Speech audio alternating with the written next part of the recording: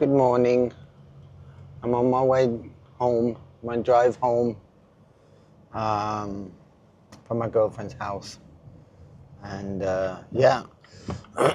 today I'd like to talk about something that has been massively overlooked in the 80s when I grew up, or when I was a kid, compared to today where it's like everywhere and it's used as, every man's excuse for everything. And it's the worst of both worlds, It's like first it gets ignored and then it's drowned in noise. And that's this great topic of ADHD. I know it's good that it gets publicity now. That's cool. But, the crap I read about it. And I can tell you, it's like, I'm not officially diagnosed, but there's a reason for it. I had no idea until I was 40 or something. Late, very late. And then a colleague of mine who is from the US and like an old ex-colleague of mine, another story. She said, "Oh, you have ADHD." It's like, what? I have what? What? What is that? Why? And I thought, like, what's she on about? So it's like, I'm a curious guy, right? That makes sense now. So I researched it properly, scientific papers, not more like scientific material. And I went like, oh no, bloody hell. Yeah, I guess it not just kind of fits, it fit like 100 million quadrillion %. And then I even went to a psychologist, just not because I was struggling or anything, but I was curious. It's like she said, like, I take medications. I'm usually, I hate this kind of stuff, and I'm glad I never did, because I think everything that alters who you are is very negative. I've seen that time and time again. Don't flush your brain with chemicals. It doesn't matter. It's called drugs for a reason, And, so when it cost me a shit ton of money, and the lady who did the examination, she was terrible. I remember one time paying for the whole bloody hour, even though she was dabbling with a computer because she couldn't receive any emails. It was ridiculous. But, so at the end I got a piece of paper that said oh, we suspect ADHD and we now have to make more examinations to be sure. I say, really? I paid 6 sessions already, I don't know. It cost me 800 euros or something stupid. Or even more, I don't remember. And then I went you know what, this is, first of all, for someone that actually has ADHD, it's super annoying to go there and appointment and sit there in a boring waiting room, especially those psychologist waiting rooms. They're sensory deprivation rooms, So it's so boring. So it's that was a pain. And I went you know what, I've already figured it out, and I already developed my own coping strategies, and found out the hard way what I'm good at and what I'm not good at. So, logic has it that, and you do what you're good at, and you try to, work around what you're not so good at, right? And, so there's no official, I only have a letter saying they suspect it. But you know what, it's really enough. And so how do I get there? And I'm just telling the story as it was.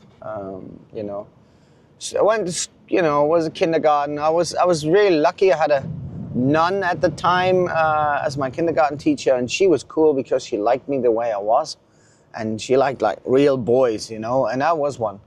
So, you know, that was cool. I had a great time there. But then came primary school, and there I had, yeah, I would say like an early feminist kind of lady, and she didn't like me. And I came from kindergarten thinking like, oh, I'm just going to be nice, and you know, and I think it was the first time when I noticed that people reject you just for being you, and you sit there and go like, what have I done? But she couldn't do anything because I was a very, very clever kid. That was through primary school anyway. I just sailed through it, you know, because I was a very, very clever kid. They even, and this is a true story, I've got the papers to prove, and this is a great story. So for the longest time, I remembered that they did an intelligence test in 4th grade. And I remembered that they kind of made a big deal about it, and then everything died off and they didn't make a big deal about it. So back in the day in West Germany, they did like a nationwide intelligence test.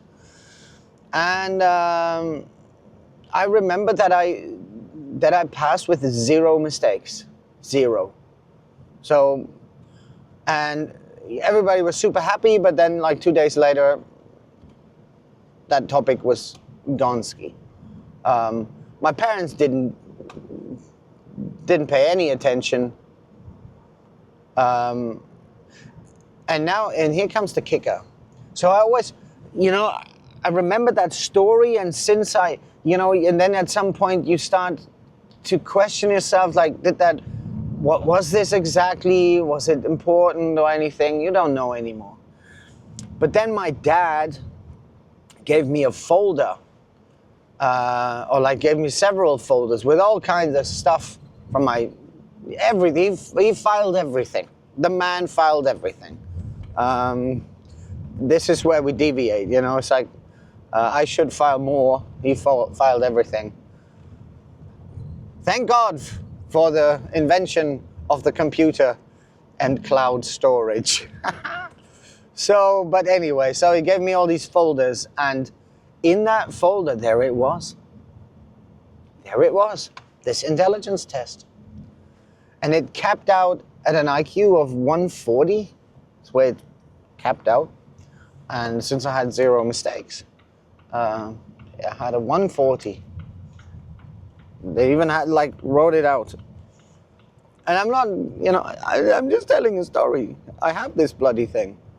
Right now it's still in Germany, even though I'm in Portugal. I didn't think I had to, it was important to take along, but it's still there. I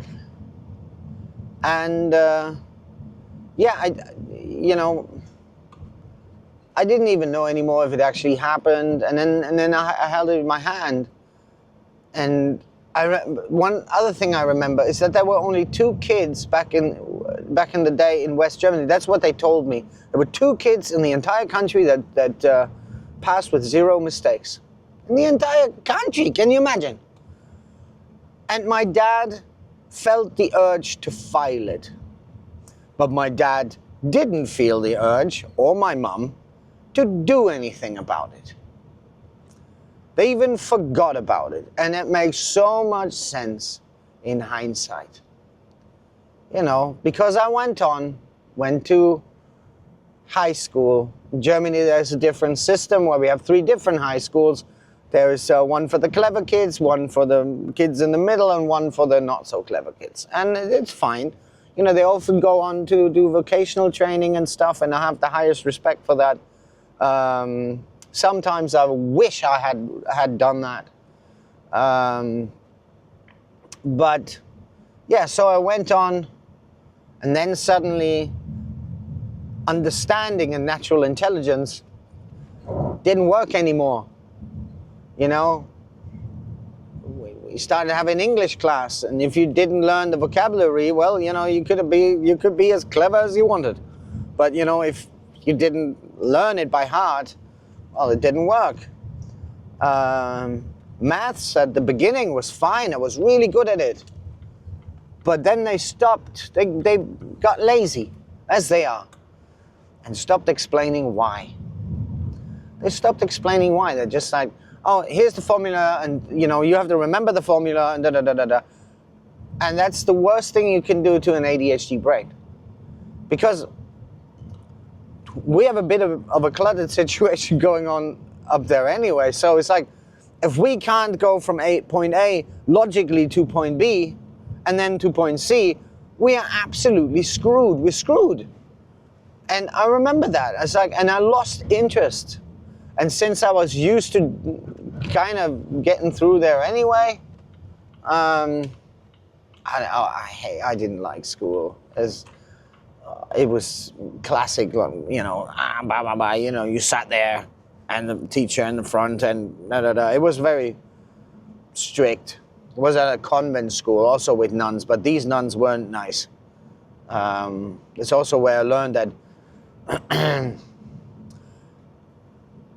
you know, just because God is great and I love God, well, the ground crew doesn't necessarily have to be nice. And yeah, it's a story for another time. But, you know, I got worse and worse at school.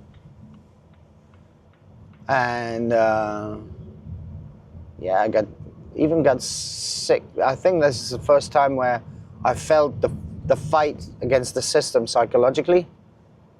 And the pressure was high. I didn't know how to get out of that school. And it wasn't even just the school, it was the entire surrounding. It was all very conservative and know-it-all surrounding, you know. It's, yeah, German countryside village kind of know-it-all. I didn't fit in. So,